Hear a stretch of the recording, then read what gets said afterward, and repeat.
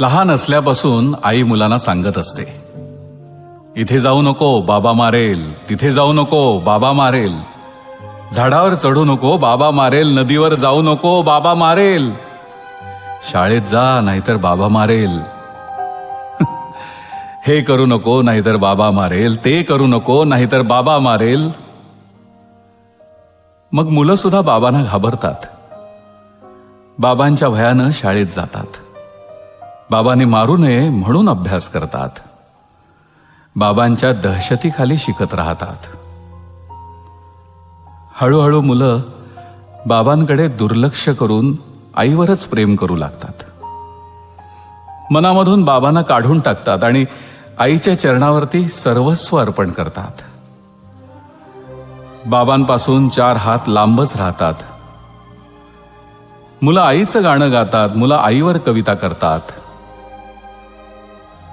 कोणतंच मूल बाबाला दुधावरची साय म्हणत नाही, लंगड्याचा पाय म्हणत नाही, वासराची गाय म्हणत नाही. बाबांसाठी मुलांकडे शब्दच नसतात.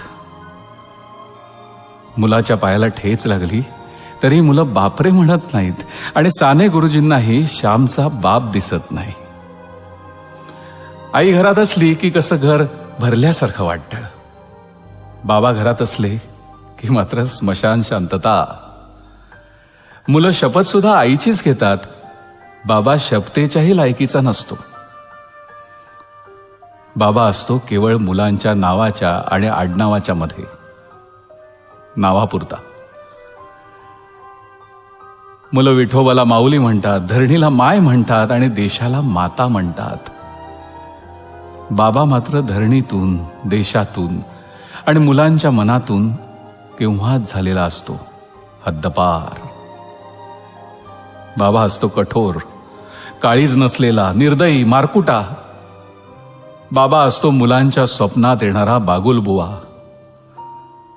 बाबा म्हणजे केवळ रुपये पैसे कमवण्याचं यंत्र. तेवढं काम त्यानं केलं की त्याचं कर्तृत्व संपलं. पण मग असं असूनही बाबा मेल्यावर मुलांच्या छातीत धडकी का भरते?